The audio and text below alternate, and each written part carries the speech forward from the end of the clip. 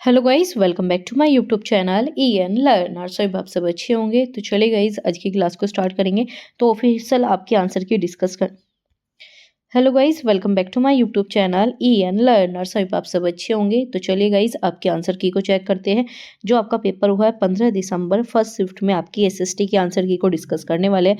इससे पहले हमने आपकी CDP के बिल्कुल ऑथेंटिक आंसर की प्लस आपकी हिंदी की दोनों की डिस्कस कर चुके हैं।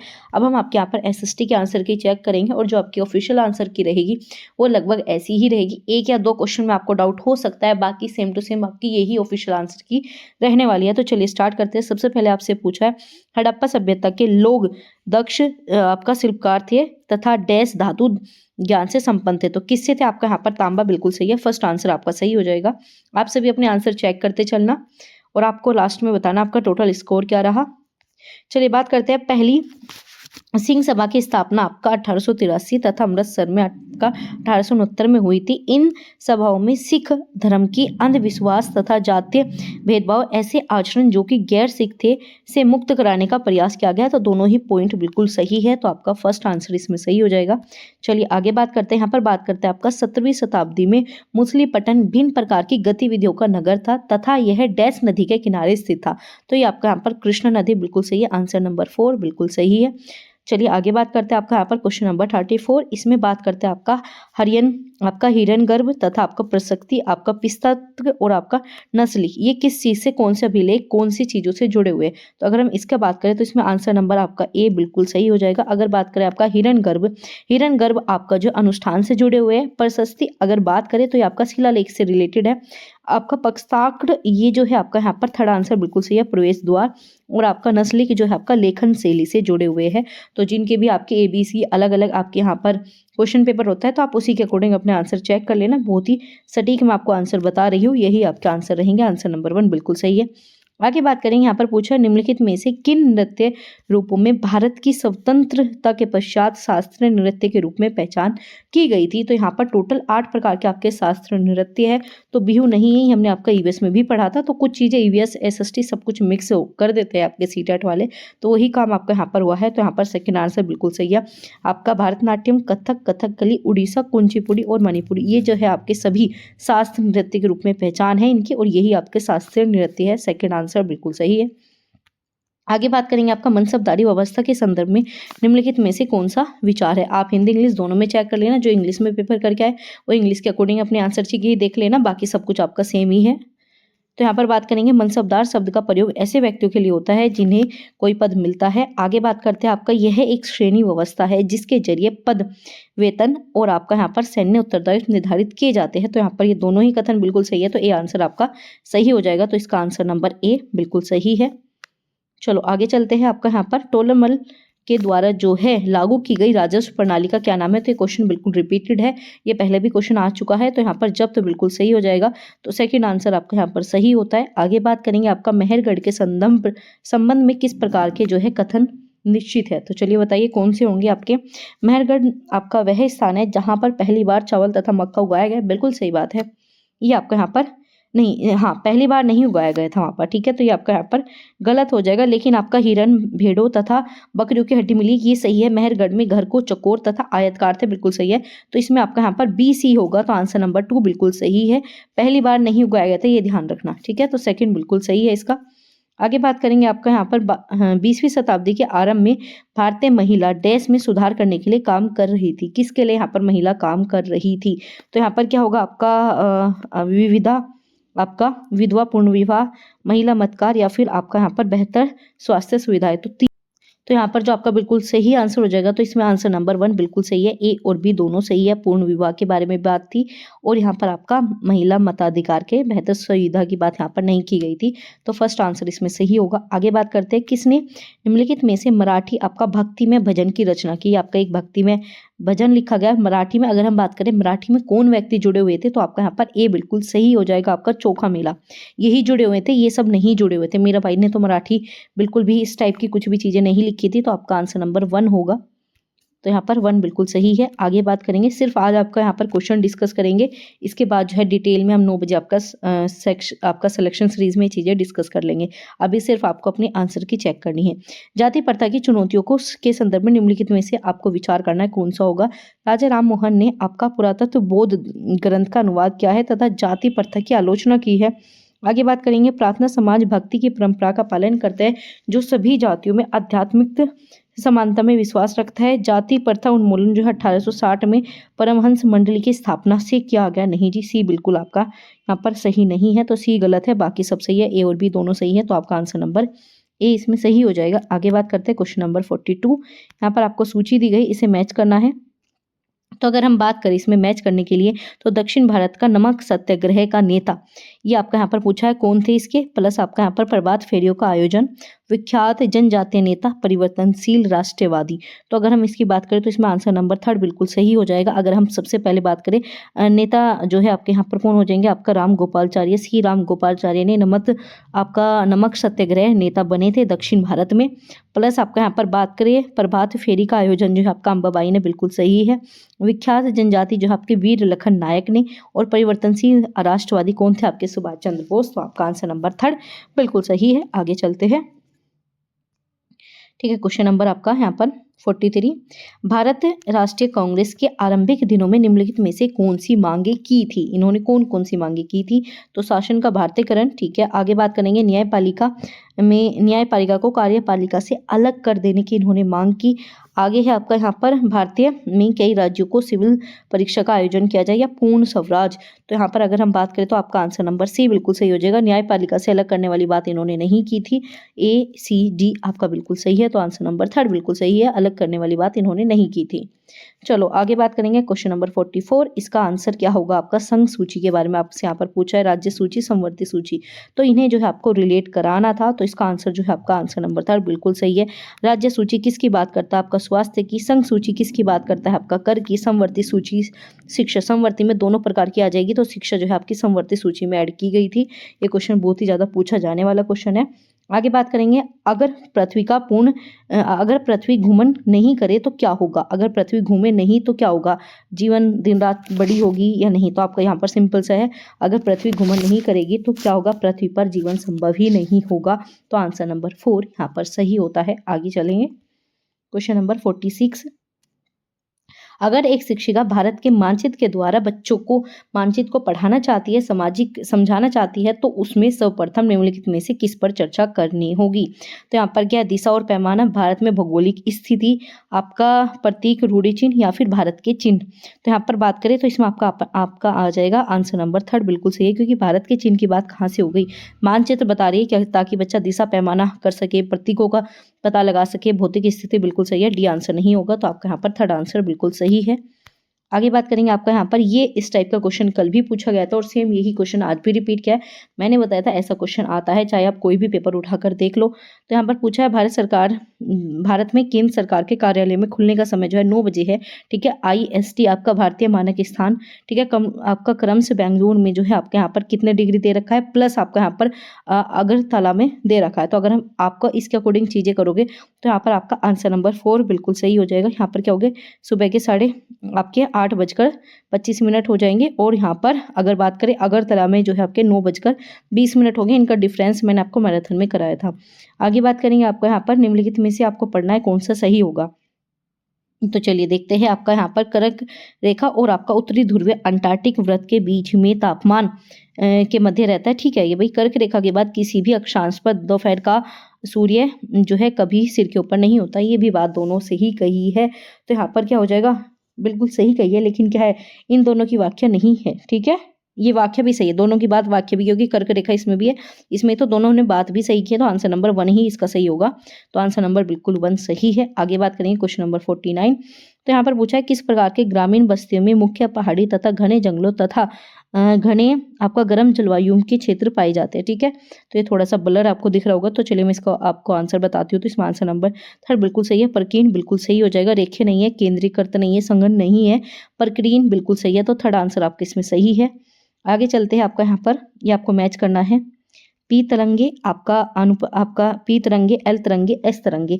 अगर आप इन्हें मैच करोगे तो अगर हम बात करें पी तरंगे बात करती है आपके अनुदैर्ध्य तरंगे, एल तरंगे बात करती है आपके यहाँ पर, अगर हम बात करें इसमें, अगर हम बात करें आपकी पी तरंगे की, तो पी तरंगे बात करती है आपकी यहाँ पर अनुप्रास तरंगे, एल तरंगे बात करती है आपके अनुधार्य तरंगे, और आपका एस तरंगे बात करती है आपके पृष्ठीय तरंगे।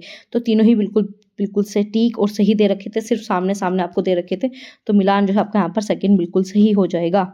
आगे बात करेंगे भूगोल कक्षा में निम्नलिखित में से किस अवधारणा में मानचित्र पर चित्रित किया जाता है। अब एक टीचर जो है भूगोल की कक्षा में मानचित्र बताइए किस कारण जो है दे रही है, क्या विश्व की आपका महासागरीय बेसन, या फिर आपका जिला आपका जीवस्टर जल संधि, या फिर आपका यहाँ पर जुलाई माह पर वर्षा, या दिल्ली का वायुमंडल। तो अगर हम इसका देखें तो आंसर नंबर यहाँ पर क्या हो जाएगा, थर्ड आंसर बिल्कुल सही है आपका। दिल्ली के वायुमंडल की बात यहाँ पर हुई नहीं है, यहाँ पर आपका पर्टिकुलर एक चीज को थोड़ी बताएंगे। और यहाँ पर पूछा आपके मानचित्र की अवधारणा कॉन्सेप्ट से पूछा था, तो आपका ए बी डी बिल्कुल सही है। दिल्ली वाला बिल्कुल आउट ऑफ द सेंस था, तो आप इसे कट भी कर सकते थे, तो थर्ड आंसर बिल्कुल सही है। आगे बात करेंगे, आपका यहाँ पर पूछा है निम्नलिखित में से कौन सा स्थल मंडल के बारे में सही है। तो स्थल मंडल के ऊपर इस टाइप के क्वेश्चन आते हैं, और इस बार भी यही पूछा। पृथ्वी पर जो है नरम परपट्टी या फिर आपका ऊपरी परत होती है। आगे बात करेंगे, यह चट्टानों खनिजों से बना होता है, मिट्टी की मोटी परत से ढका है। नहीं जी, ऐसा भी नहीं है। तो यहाँ पर सबसे बेस्ट हो जाएगा स्थल मंडल पूछा है, तो यहाँ पर वन, पशु चरने तथा घास स्थल, कृषि तथा मानव बस्तियों से बना हुआ है, भूमि प्रधान है। फोर्थ आंसर बिल्कुल सही। आगे बात करते हैं, गर्म वायु हमेशा ऊपर उठती है और गर्म वायु जो है आपका सघन होती है। तो यहाँ पर पूछा है कौन सा सही होगा, तो ये दोनों ही बात बिल्कुल सही दी है और एक दूसरे की व्याख्या भी करती है, क्योंकि गर्म वायु सघन होती है, इसी वजह से वो ऊपर उठती है। तो आंसर नंबर 1 बिल्कुल सही। आगे बात करेंगे, यातायात के साधन में सड़क मार्ग के बारे में निम्नलिखित में से कौन सा कथन गलत है। तो आपसे पूछा गया कौन सा गलत है, तो यहाँ पर बात करेंगे आपका यह परिवहन में सबसे अधिक उपयोग किया जाने वाला, बिल्कुल सही है भाई, सड़क मार्ग सबसे ज़्यादा, खासकर दूरी के लिए बिल्कुल सही है। भूमिगत बनाए गए सड़क मार्ग जो है आपके सबवे या फिर आपका अंडरपाथ भी कहा जाता है, बिल्कुल है। भूमि पर जो है मैदानी भागों पर सड़कों पर सघन जाल होते हैं, बिल्कुल सही है। लेकिन लंबी दूरी या भारी सामान ले जाने के लिए सड़क मार्ग जो है सस्ता साधन है। तो आपका यहाँ पर पूछा है कौन सा गलत है, तो ये तो बिल्कुल सही है ना, सस्ता साधन है, या आप गलत कैसे बता रहे हो। तो यही आपका यहाँ पर आ जाएगा फोर्थ, ठीक है। तो आपका इसमें फोर्थ बिल्कुल सही हो जाएगा। चलो, यहाँ पर क्या है, विश्व में 1/4 विद्युत का उत्पादन किस संसाधन द्वारा होता है। तो किस संसाधन द्वारा, उसमें शक्ति, जल, विद्युत, या फिर आपका नाभिकीय शक्ति, या फिर आपका सौर ऊर्जा। तो इसमें बिल्कुल सही है आपका सोलर एनर्जी, बिल्कुल सही है। थर्ड आंसर बिल्कुल सटीक है, बिल्कुल सही है। आगे बात करेंगे आपका यहाँ पर, पिट्सबर्ग एक समय में संयुक्त राज्य अमेरिका का महत्वपूर्ण इस्पात शहर था, ठीक है। आगे बात करेंगे आपका, इसमें जो है पीटरसन ने जो है लोहा और अयस्क प्रचुर मात्रा में उपलब्ध था और मिट्टी मिनेसोटा की खदानों में आता था। तो दोनों ही बात बिल्कुल सही है, वाक्य भी दोनों बिल्कुल सही करता है, क्योंकि दोनों ने आपके अमेरिका के शहर की बात की है। आपका पिट्सबर्ग बिल्कुल सही है। आगे बात करेंगे आपका, ठीक है, निम्नलिखित में से कौन सा कथन जो है सही है, फसल के बारे में आपसे पूछा है। तो 57 को देखिए, इसी में वृद्धि जलोढ़ मात्रा में अच्छी होती है, उत्तम वृद्धि में उच्च तापमान की आवश्यकता होती है, इसमें भारी वर्षा में आर्द्र जलवायु की आवश्यकता होती है। बांग्लादेश इस फसल में अग्रणी उत्पादकों में से एक है। तो अगर हम इसमें बात करें तो इसमें आपका सबसे बेस्ट हो जाएगा जूट। ये जूट के लिए बहुत ही ज़्यादा फेमस है, ठीक है। ये किसकी फसल के लिए, जूट की फसल के लिए, क्योंकि जूट में आपका जलोढ़ मिट्टी बहुत ज़्यादा इंपॉर्टेंट हो जाती है। तो बस आपको इतना सा ही लॉजिक लगाना था और आपके हाथ में आपका आंसर होता। चलो आगे बात करेंगे आपका 58, इसमें पूछा है आपका, किस धर्म, निम्नलिखित में से किस धर्म में जो है अंबेडकर अपने उत्तरकालीन जीवन में आपका धर्मांतरित हो गए थे। मतलब किन्होंने जो है अपना रिलीजन जो है आपका रिलीजियंस जो है आपका ट्रांसफर कर लिया था, बदल लिया था, धर्म परिवर्तन कर लिया था। तो आपका यहाँ पर बौद्ध बिल्कुल सही है, बौद्ध धर्म में ही इन्होंने अपने आप को चेंज किया था। तो यहाँ पर सेकंड आंसर बिल्कुल सही है। अगर हम बात करें निम्नलिखित में से कौन सा रूढ़िवादिता को भंग करने का जो है सबसे बेस्ट उदाहरण है, तो स्टेरियोटाइप को तोड़ने की बात कही है। तो महिला किसान, ठीक है, महिला किसान ही क्या सबसे बेस्ट है भाई। तो क्या है आपका, रूढ़िवादिता अवधारणा को इन्होंने तोड़ने की बात की है। नर्स पुरुष, ये भी सही है, क्योंकि पुरुष अगर नर्स है तो ये भी सही है। पुरुष पायलट तो हमेशा होता ही आया है। तो यहाँ पर क्या हो जाएगा, ए और बी आपका इसमें सही होगा। तो आंसर नंबर ए और बी सही है, क्योंकि रूढ़िवादिता अवधारणा को तोड़ रहा है। तो ए और बी इसमें बिल्कुल सटीक है। आगे बात करेंगे आपका यहाँ पर क्वेश्चन नंबर 60, इसमें 1956 में भारत में राज्यों के पुनर्गठन की शुरुआत किस आधार पर की गई। तो सबसे पहला आपका पुनर्गठन हुआ था भाषा और सांस्कृतिक एकरूपता के उसमें, जिसका नाम आपका आंध्र प्रदेश था। सबसे पहले यही राज्य आपका डिवाइड हुआ था। तो थर्ड आंसर आपका बेफिक्र होके सही हो गया। आगे बात करेंगे। यहाँ पर पूछा है निम्नलिखित में से कौन सा ग्राम प्रकाशन से जुड़ा हुआ है। तो बताइए इसका क्या आंसर है। तो अगर हम इसका बात करें, आपका निगम प्रसाद, लेखपाल, आपका तहसील या फिर आपका पटवारी। तो चलिए ऑप्शन पे चलते हैं।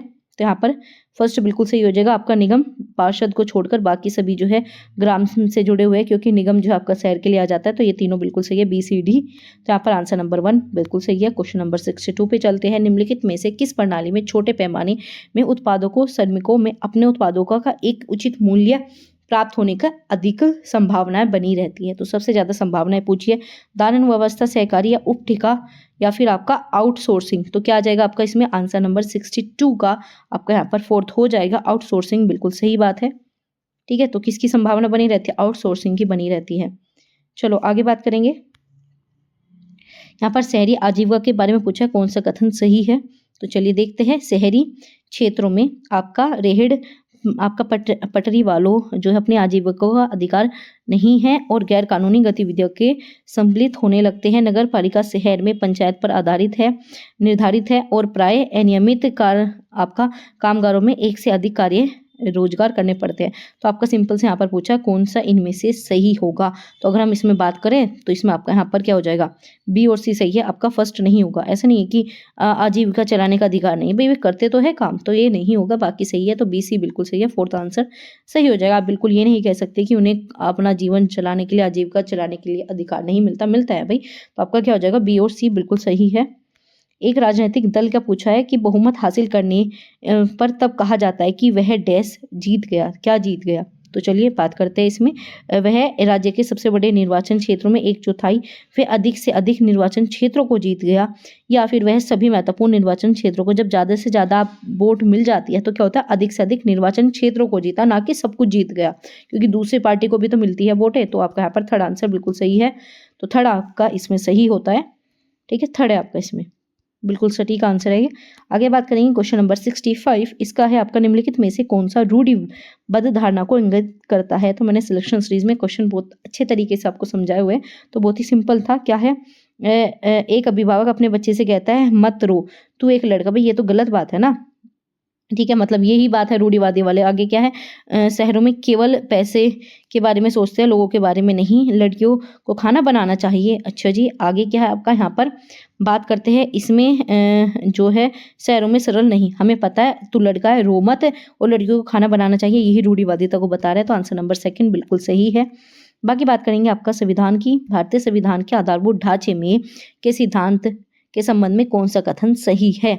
तो बताइए इसका क्या है आपका शब्दावली। आधारभूत ढांचा भारतीय संविधान का उल्लेखित नहीं है। भाई आप ऐसे कैसे कह सकते हो कि उल्लेखित ही नहीं है, तो यही आपका गलत हो जाएगा, बाकी सब कुछ सही दिया है। आधारभूत ढांचा तो है ना आपका, बेसिक स्ट्रक्चर है भाई आपका। तो बस ये तीनों ही आपके यहाँ पर सही है। ए नहीं होगा तो ए नहीं होगा, तो आपका यहाँ पर क्या हो जाएगा, आंसर नंबर आपका 66 का आंसर नंबर आपका यहाँ पर हो जाएगा 2 बिल्कुल सही है। ठीक है, तो यहाँ पर आपका सेकंड सही होता है। चलो आगे चलते हैं। और ऐसे इन्फॉर्मेटिव क्लासेस के लिए आप चैनल को सब्सक्राइब कर सकते हो। और यहाँ पर सीटेट का कंप्लीट कोर्स फ्री है, और ऐसा कोर्स है जो कि आपको कहीं नहीं मिलेगा। नोट्स, पीडीएफ सब कुछ यहाँ पर शेयर किया जाता है, और जो आपको क्लासेस की जाती है वो बहुत ही बेहतरीन तरीके से हर एक क्वेश्चन जो आपका बन रहा है। अगर आप क्लासेस चेक करो और आप पेपर चेक करो, दोनों ही चीज़ें मैंने सेम ही आपको बता रखी है, और सेम पेपर आपका ऐसा आया है। आगे बात करेंगे आपका निम्नलिखित में से कौन सी जिम्मेदारी केंद्र जो है सरकार के अंतर्गत आता है। तो क्वेश्चन नंबर 67 का अगर बात करें तो चीनी के साथ शांतिपूर्वक संबंध बनाना। आगे है आपका कारागार का रखरखाव, या राज्य की नई रेलगाड़ी का संचालन, या जनगणना। तो अगर हम इसकी बात करें तो इसमें क्या हो जाएगा, ए भी बिल्कुल सही दिया है, बी नहीं दिया भाई। ठीक है, फैक्ट्री या जेल वगैरह का आपका ये थोड़ी करेंगे। ठीक है, जेल का रखरखाव नहीं आता भाई, केंद्र की जिम्मेदारी में जेल का रखरखाव नहीं आता, तो आपका जेल वाला कट हो जाएगा। तो बी सी डी बिल्कुल सही है। ठीक है, तो यहाँ पर ए सी डी बिल्कुल सही है। कारागार को रखरखाव वाली चीजें यहाँ पर नहीं आती। यहाँ पर है भारत में नगर पालिका की भूमिका के संदर्भ में किस पर आप विचार करोगे। तो सबसे बेस्ट आपसे आंसर पूछा है, तो क्या है, आपका नागरिकों तथा सरकार व नागरिकों के मध्य जो है विवादों का निपटारा, देश के हित में नए कानून का निर्माण, न्यायिक आपका समीक्षा या फिर मौलिक अधिकारों का क्रियान्वयन। तो अगर हम बात करें 68 का बिल्कुल सही हो जाएगा, एक को हटाकर बाकी सभी सही है। तो क्या आ जाएगा आपका, न्यायपालिका ये नहीं करती, नागरिकों तथा सरकार व नागरिकों के मध्य निपटारा करेगी, नहीं जी, इस चीज को नहीं करती। तो क्या हो जाएगा आपका यहाँ पर 68 का जो है आपका यहाँ पर आंसर हो जाएगा। नहीं, हाँ, आपका फर्स्ट बिल्कुल सही है, ठीक है, यह आपका सही हो जाएगा, हित का निर्माण नहीं जी। क्या करेगी न्यायपालिका आपका, वो क्या करेगी, विवादों का निपटारा करेगी, न्यायिक समीक्षा करेगी और मौलिक अधिकारों को क्रियान्वित करती है। भाई जो अधिकार आपके डिसाइड किए गए हैं, तो यहाँ पर थर्ड आपका आंसर होगा, फर्स्ट बिल्कुल सही है, ठीक है, ये सेकंड नहीं होगा, ठीक है, सेकंड नहीं होगा आपका। यहाँ पर क्या है आंसर नंबर आपका थर्ड बिल्कुल सही है। क्वेश्चन कौन सा था ये आपका 68 का जो है आंसर नंबर थर्ड बिल्कुल सही है। आगे बात करेंगे क्वेश्चन नंबर 69। तो यहाँ पर बताएं निम्नलिखित में से कौन सा वैकल्पिक अनुसूचित जनजाति एवं अन्य परंपरागत वन निवेश वन अधिकार मान्यता 2006 के अंतर्गत नहीं आता। तो आपसे पूछा है कौन सा नहीं आता। तो यहाँ पर बात करेंगे ऐतिहासिक अन्याय को दूर करना। भाई ये तो सही बात है, इन्होंने पूछा कौन सा नहीं आता, नोट पे ध्यान रखना होता है आपको। जमीन तथा खेती के अधिकार पर मान्यता देना, ये भी सही है, लेकिन वन तथा आपका जीव विविधता संरक्षण में सभी आपके वनवासियों को अधिकार में आता नहीं जी, ये नहीं आता। तो आपका फोर्थ आंसर इसमें बिल्कुल सही हो जाएगा। तो चलिए आगे चलते हैं क्वेश्चन नंबर 17। यहाँ पर है आपका हास्यकरण और आपका व्यक्तिगत और समूह को ले जाया जाता है किस पे, न्यायिक प्रतिष्ठा की ओर, शिक्षा और संस्थानों का असमान पहुंच की ओर, अभाव की ओर, या फिर सामाजिक विकास में अथाह मौके की ओर। तो अगर हम बात करें तो इसका आंसर क्या हो जाएगा, आंसर नंबर 2 बिल्कुल सही है। तो इसमें जो आपका यहाँ पर फोर्थ है ये बिल्कुल सही है, ऐसे नहीं कुछ मौके दो सामाजिक तौर पे, नहीं जी, ये चीज़ें बिल्कुल गलत है। तो आपका यहाँ पर सेकंड आंसर सही हो जाएगा। और जो आपको आंसर बताए जा रहे हैं वो आपको एनसीईआरटी के बेस पे ही बताए जा रहे हैं, जैसे आपके एनसीईआरटी में चीज़ें दी गई है उसे एनालाइज करके आपको आंसर की प्रोवाइड की जा रही है। तो चलिए बात करेंगे आपका यहाँ पर क्वेश्चन नंबर 71। तो यहाँ पर क्या है, सामाजिक विज्ञान में शिक्षकों को प्राथमिक स्तर पर कक्षाओं के अंतर विषय उपागम का उपयोग करना चाहिए। बिल्कुल सही है भाई, आपस में सब्जेक्ट जोड़ के ही तो चलोगे, टीचर हो आप, आपको सभी सब्जेक्ट को आपस में रिलेट करा के चलना है। यह उपागम बच्चों में सामाजिक विज्ञान की एकीकृत प्रवृत्ति को समझने में मदद करता है। बिल्कुल सही है आपका, सामाजिक विज्ञान यही बात करता है, एकीकृत पाठ्यक्रम के एनसीईआरटी भी इसी की बात करता है। तो दोनों ही सही हो जाएंगे, वाक्य भी बिल्कुल सही है। आगे बात करेंगे, यहाँ पर पूछा है एक सामाजिक अध्ययन में शिक्षक को अपनी कक्षा में समसामयिक मामलों पर चर्चा करनी चाहिए, क्यों करनी चाहिए, क्योंकि विद्यार्थियों को समाज में जो है प्रति संवेदनशील बनाने में, ठीक है भाई, आलोचनात्मक चिंतन बहुत अच्छी बात है, बच्चों को आलोचनात्मक चिंतन ही तो देना है। दैनिक मुद्दे हमें बच्चों को रियल लाइफ से जोड़ना है, एवरीडे इशूज़ के बारे में हमें बच्चों को बताना है। तो तीनों ही सही है, लेकिन सिर्फ मनोरंजन के लिए आप सामाजिक विज्ञान पढ़ा रहे हो तो गलत हो जाएगा। तो आपका आंसर नंबर यहाँ पर फोर्थ बिल्कुल सही है। चलिए आगे चलते हैं। यहाँ पर है आपका अवधारणाएं पूछिए, ठीक है, ये आपका इंग्लिश में देखो, फिर हम आपका इंग्लिश में आपका हिंदी में चलते हैं। अवधारणा तथा मानचित्र में ऐसी कौन सी परिविधि है निम्नलिखित में से जिसके द्वारा नई अवधारणाओं को पूर्व अर्जित अवधारणा से जोड़ा जा सकता है, समायोजित किया जा सकता है, सरल और सहज बना सकते हैं। ये तो बात कहीं ना कहीं बिल्कुल सही है, ठीक है। आगे अवधारणा मानचित्र का पदानुक्रमित है और यह अवधारणाओं के बीच में बहु संबंध को प्रदर्शित नहीं करता। अरे ये तो करता है, ये संबंध तो प्रदर्शित करता है। तो आपका आर सत्य हो जाएगा, फर्स्ट तो बिल्कुल सही है। तो आंसर नंबर थर्ड बिल्कुल सही। आपका यहाँ पर बात करेंगे क्वेश्चन नंबर आपका 74। जब कक्षा में छात्रों की भूमिका निर्माण मतलब रोल प्ले की योजना बनाई जा रही थी, तब सुनैना ने अपने विद्यालय में आयोजित गणतंत्र दिवस के कार्यक्रम में भीमराव अंबेडकर की भूमिका को यह निभाने से इंकार कर दिया कि वह लड़की है। तो यहाँ पर क्या हो रहा है कि एक पूरा जो है रोल प्ले कराया जा रहा था क्लास में, लेकिन ये चीज़ मना कर दी सुनैना ने कि भाई तुम तो लड़की हो तो तुम ये वाला रोल प्ले नहीं करोगी। तो ये तो चीज़ गलत है ना। तो किसे बता रही है, रूढ़िवादिता आपका स्टेरियोटाइप को बता रही है। बहुत ही सिंपल क्वेश्चन था। तो आपका यहाँ पर फोर्थ आंसर बिल्कुल सही है। चलो आगे चलते हैं। समावेशी आपका पूछा है, समावेशी मैंने काफ़ी अच्छी तरीके से करा रखा है। समावेशी सामाजिक विज्ञान को कक्षा में सभी प्रकार के बच्चों का नामांकन करना तथा इससे क्या होगा जो है शिक्षक का क्या कर्तव्य है। तो पूछा है एज ए टीचर आप क्या करोगे, तो आकलन करोगे कि बच्चे क्या कर सकते हैं क्या नहीं, या फिर ऐसी रणनीतियों का करोगे जिसमें बच्चे भागीदारी करें, ठीक है। आगे बात करते हैं आपका ऐसे अनुभव से आवाज़ या सहभागिता को जिसमें बच्चा खुद को नियंत्रित करे, परियोजना के दत्तक कार्य हेतु गतिविधियों में जो है चयन करने के लिए छात्रों को प्रतिबंधित करे। तो समावेशी में पूछा था सभी बच्चों का नामांकन आप किस आधार पर करोगे। तो हम किस आधार पर करेंगे कि बच्चे क्या कर सकते हैं क्या नहीं, या फिर आप भागीदारी सभी को। भाई ये तो बी तो बिल्कुल सही है। तो बी देखो किसमें ये सही है। आगे क्या है, स्वयं को नियंत्रित रखना। भी बच्चों को नियंत्रित रखने की बात कहाँ से आगे, तो आपका ए और बी सही हो जाएगा। तो यहाँ पर फर्स्ट आंसर आपका बिल्कुल सही है। है। आगे बात करते हैं, आपका यहाँ पर पूछा है निम्नलिखित में से कौन सा उपयुक्त दृष्टिकोण होगा। क्वेश्चन नंबर 76 76 सामाजिक विज्ञान में शिक्षिका को एक गतिविधि से संलग्न कराना है। टीचर यहाँ पर एक गतिविधि कराना चाह रही है, बताइए कौन सा होगा। केवल पाठ्य योजना, हमें तो पता है नेगेटिव चीज़ है, प्रधानाचार्य को लेके आएगी और आदेश देगी। नहीं जी, आदेश नहीं देना होता बच्चों को, शिक्षक को पता ही नहीं है वो क्या कर रही है, तो भाई ये तो गलत हो जाएगा। तो आपका यहाँ पर सबसे बेस्ट आंसर था आपका फोर्थ आंसर, जो कि बिल्कुल सही है, बिल्कुल सटीक है। चलो आगे बात करेंगे। क्वेश्चन नंबर 77 निम्नलिखित में से कौन से सामाजिक अध्ययन जो है कक्षा में शिक्षण हेतु सकारात्मक परिवेश की रचना में सहायता करेंगे। तो यहाँ पर पूछा है कौन सहायता करेगा। तो चलिए सबसे पहले यहाँ पर देखते हैं नियत कार्य को करने में बच्चों की जो है क्षमताओं का विकास। भाई हाँ, बिल्कुल करेंगे क्षमताओं का विकास। आकलन में एक विद्यार्थी अपनी कक्षा में अन्य विद्यार्थियों के साथ तुलना करने की बात, ठीक है जी। आगे बात करेंगे संतोषजनक समाधान पर बल, या फिर आपका निम्नलिखित कार्यों की परियोजना में देरी से जिम्मेदारी में वास्तविक बहाने का। तो यहाँ पर क्या वास्तविक बहाने वाली बात की है, तो ये भी बी आपका गलत हो जाएगा, क्योंकि हमें पता है हम तुलना नहीं करते और यही पूछा था कि सबसे पॉजिटिव कौन सा है, तो तुलना वाला हटा दोगे तो आंसर नंबर 2 बिल्कुल सही है, ACD। तो ACD सही है।